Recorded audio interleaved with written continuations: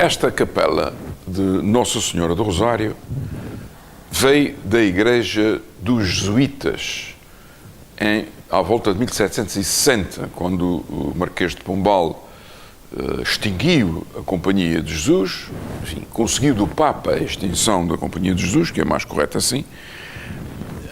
Depois disso, um assalto, praticamente, às obras de arte que estavam na igreja do colégio. Queria ser uma coisa espantosamente bela.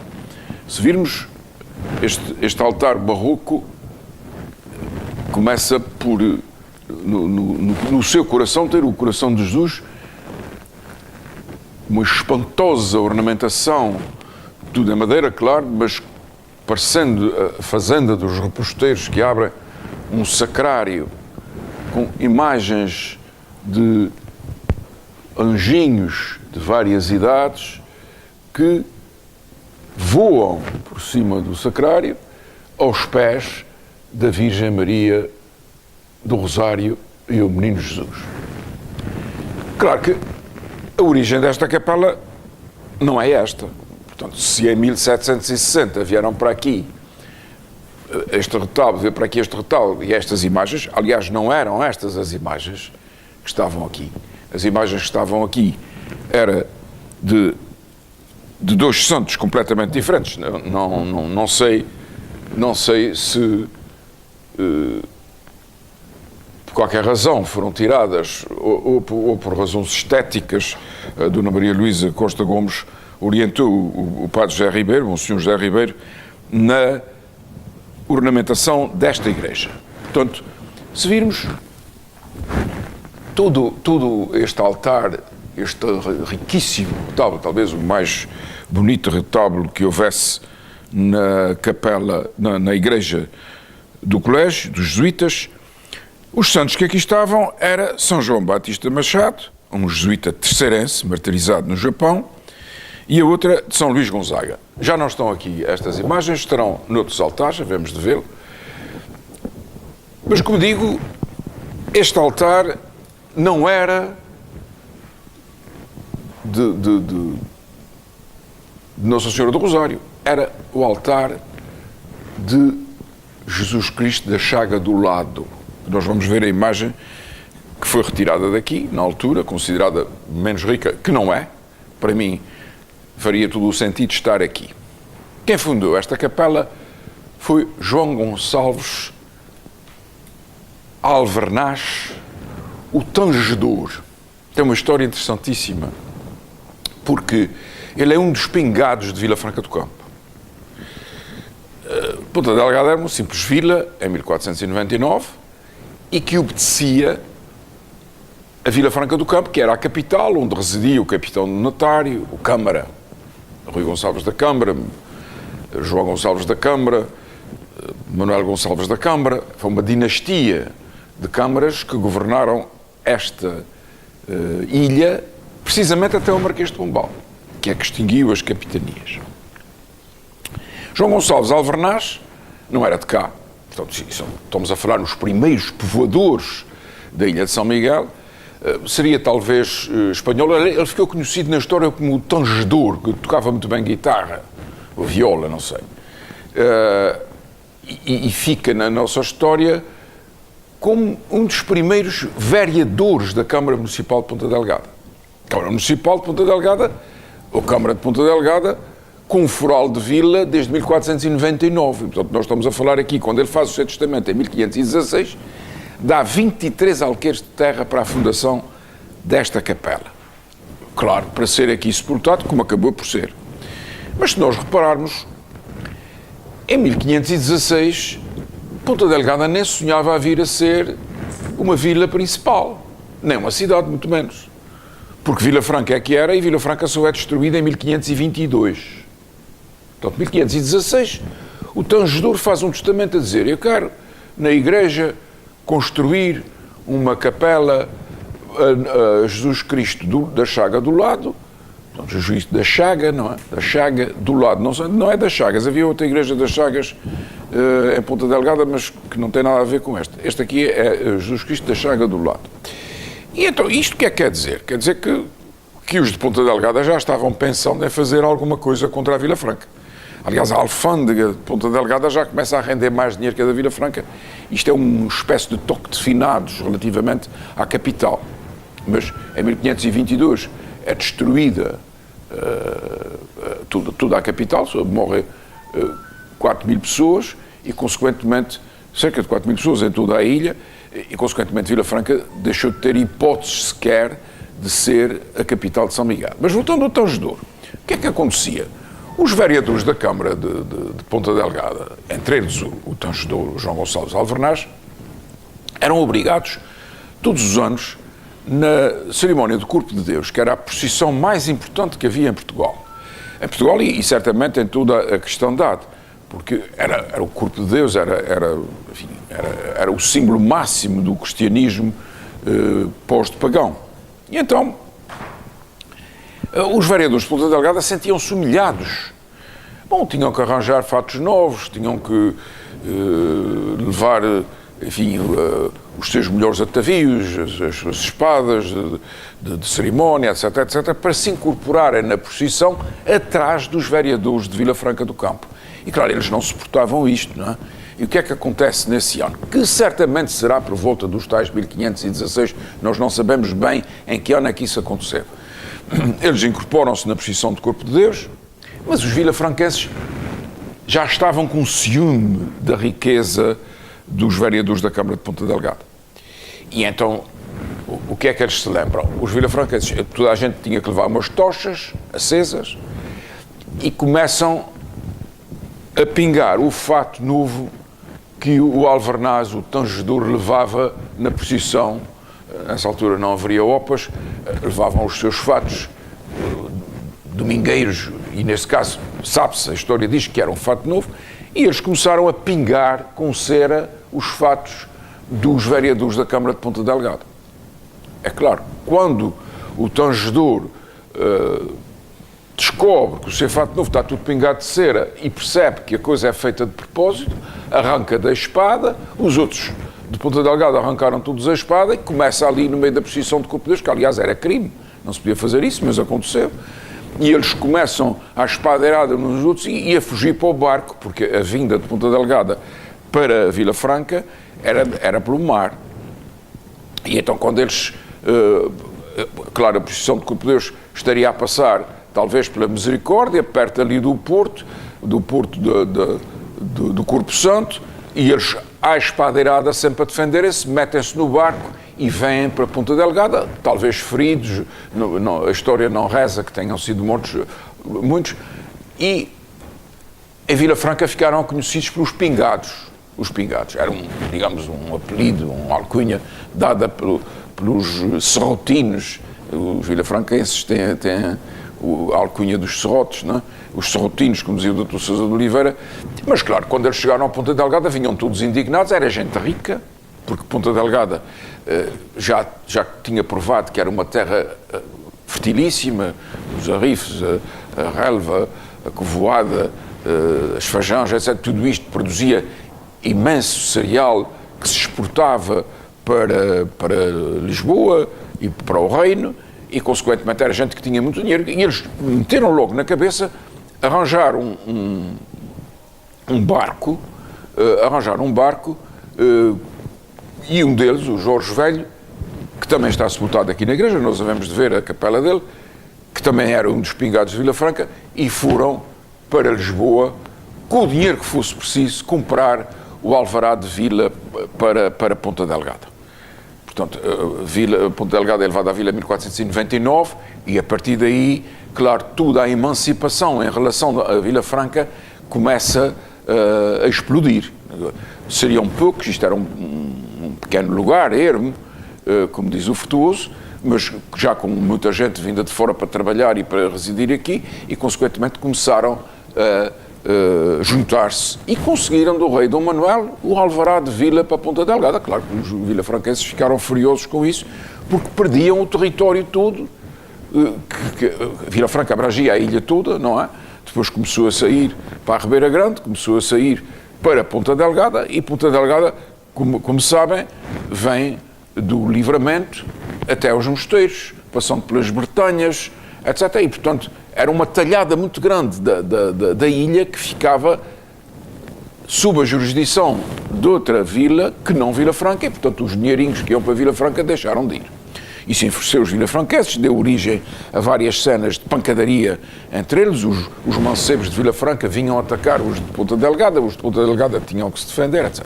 Mas voltando ao nosso tangedor, ele então deixa 23 alqueires de terra para se construir esta capela, que, como nós sabemos, a igreja começa a ser construída em 1535, portanto, ainda faltavam 19 anos, quando ele fez o testamento, ainda faltavam 19 anos para se começar a construir a igreja.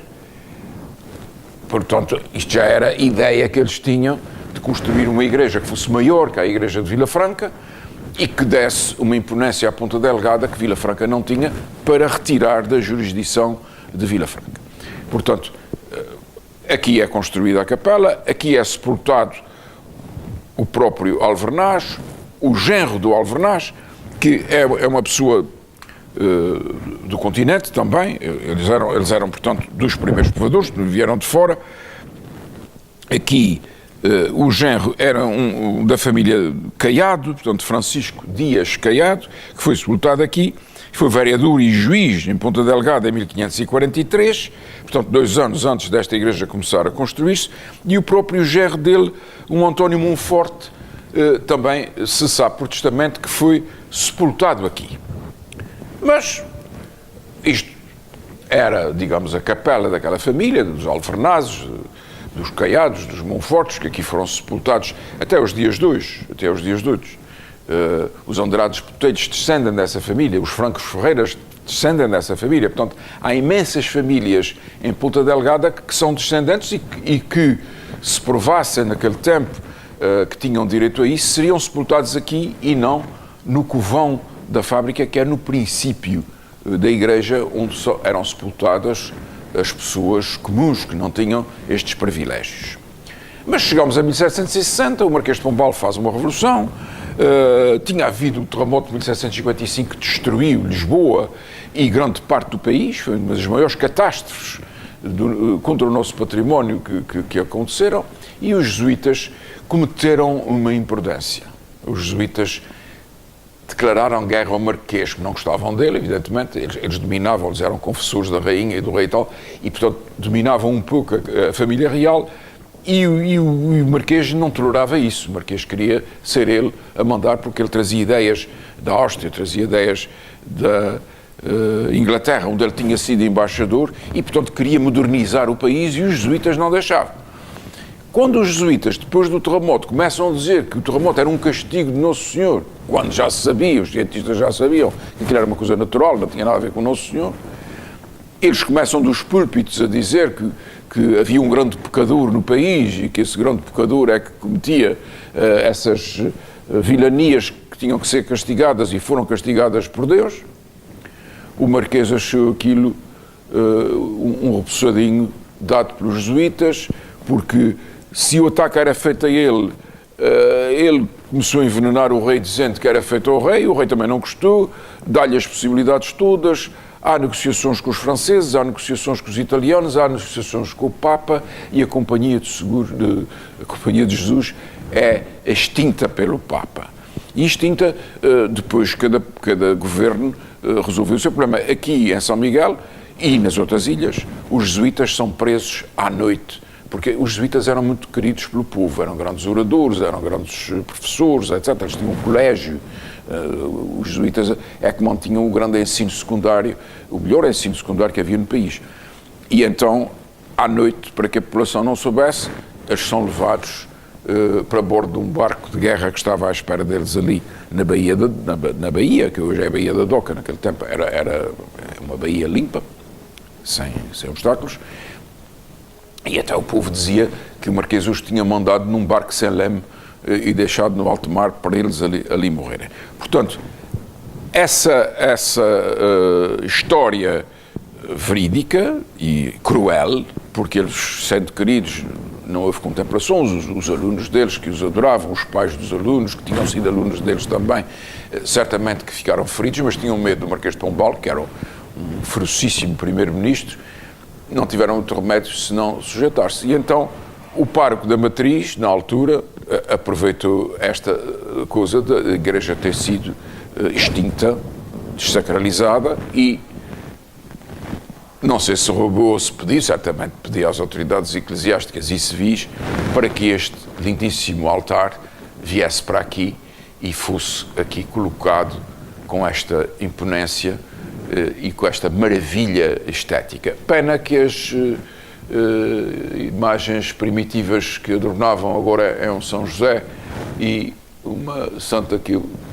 não sei qual é, não há nenhum símbolo que a identifique, certamente se saberá mais tarde, no próximo programa, ir identificá-la.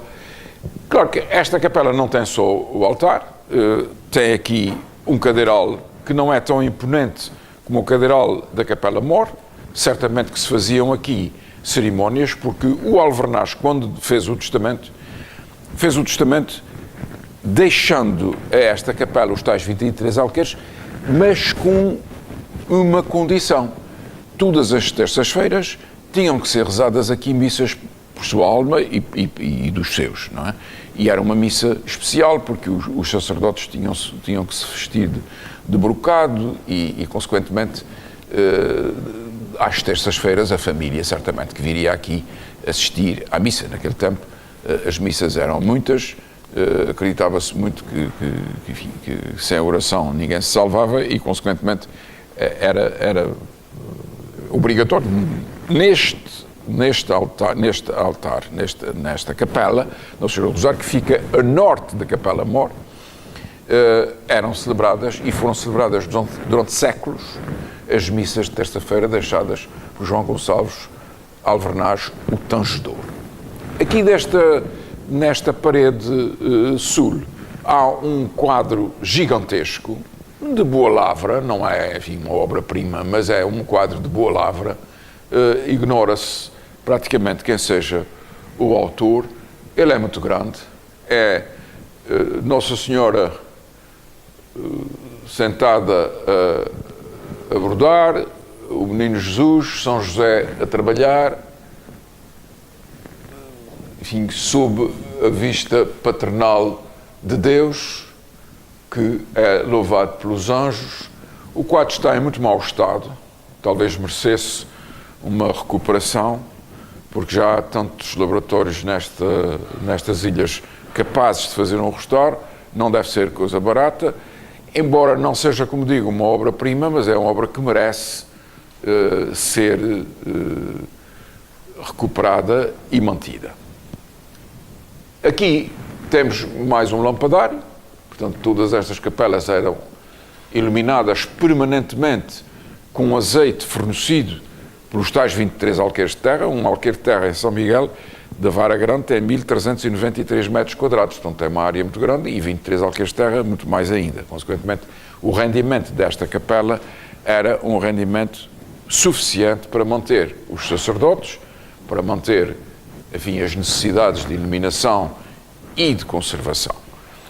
Mais tarde, a Dona Maria Luísa Costa Gomes e Monsenhor José Ribeiro, como já disse, retiraram da arrecadação o Cristo da Chaga do Lado, que está ali à entrada, nós vamos ver, porque com a saída daqui da capela, com a entrada da Nossa Senhora do Rosário, com a saída desse Cristo, que é maravilhoso, é uma escultura maravilhosa, foi posto na arrecadação. O Dr. Luís Bernardo Leite Ataíde, que foi o pai da história da arte açoriana, é que verificou que ali ainda estava, chamou a atenção para a maravilha artística que era o Cristo da Chaga do Lado, e então o Monsenhor José Gomes anuiu, a Dona Maria Luísa é filha do Dr. Luís Bernardo, e anuiu a que fosse colocado à entrada da igreja, como nós vamos ver agora. O nome correto desta imagem é o Senhor do Lado Aberto. Portanto, as 5 chagas de Cristo, uma delas é aquela que ali se encontra no peito, do lado esquerdo, porque um dos soldados romanos que procederam à execução de Cristo, portanto, à sua crucifixação, como Cristo tinha morrido antes do tempo, a crucifixação era forma horrorosa de matar os condenados, porque enquanto que na forca o condenado morre em segundos ou minutos, na crucifixação o condenado leva dias a morrer, porque ele acaba por morrer sufocado, não consegue respirar, porque está preso na cruz, não é? Os músculos cansam-se daquela posição e o condenado acaba por morrer por não poder respirar. É uma morte horrorosa e Cristo morre muito cedo, enfim, com todo aquele martírio que ele sofreu, a sua morte dá-se logo no primeiro dia. E o que é que acontece? O soldado queria ter a certeza de que ele estava morto. Não queriam depois ser castigado, não queria ser castigado por ter deixado um condenado vivo na cruz. E o que é que ele faz? Põe a lança no sítio perto do coração e de facto já da chaga já não sai sangue, sai só a água do lado. Ainda hoje se fazem orações à água do lado de Cristo. É curioso que havia uma profecia no Antigo Testamento que falava no Messias e que ele seria martirizado, mas que não lhe seriam quebrados os ossos. E realmente a lança entra entre as costelas, fere o coração, mas não quebra os ossos a Cristo. A imagem, claro que não será uma imagem do século XVI, é uma imagem muito posterior, portanto já não é original, mas é extremamente bela. O sofrimento de Cristo é um sofrimento de doçura, de paixão, da pessoa que dá a vida pela humanidade. A estátua é maneirista e barroca, está rodeado de imensos anjinhos por todo o lado, é levado como numa nuvem, portanto, em ressurreição quase, não é? Porque já é depois da ressurreição que esta escultura é feita, que esta imagem é feita e consequentemente, é um trabalho que já não sendo do século XVI, é posterior, naturalmente, 17 ou 18, é feito também com os rendimentos da capela, os tais 23 alqueires, que hoje não se sabe quem é que é proprietário, nem sequer de onde é que ficam esses alqueires de terra. De qualquer das maneiras, era esta a imagem que ornamentava Cristo de lado aberto, que ornamentava a Capela do Rosário, que é hoje a Capela do Rosário, e que onde ali estavam as sepulturas certamente brazonadas, que ainda lá devem estar, cobertas pelo sobrado, porque, como digo, os nobres eram sepultados nas capelas e o povo era sepultado aqui. Se repararem, ainda há pedras sepulcrais com os seus buracos que eram levantadas essas pedras quando havia um enterramento, porque o povo faziam-se aqui covas de 7 palmos, depois cobriam-se com as lajes. Claro que com a descoberta dos micróbios, que é coisa que ninguém vê, mas a ciência descobriu, através dos microscópios, etc., que havia micróbios que infectavam as pessoas aqui nos seus rituais religiosos e com mortos aqui enterrados, o liberalismo acabou com isso. Foi uma guerra muito grande, porque o povo não queria. O povo tinha aqui as suas famílias sepultadas há gerações e não queria sair daqui os seus enterros. Foi preciso usar a força pública e, mais do que isso, a necessidade de punir as pessoas que se levantaram contra isso e construir, então, cemitérios. O nosso primeiro foi na Mãe de Deus, em frente aos cemitérios ingleses, e depois passou para São Joaquim, onde lá está, como eu já disse mais de uma vez. E até ao próximo programa.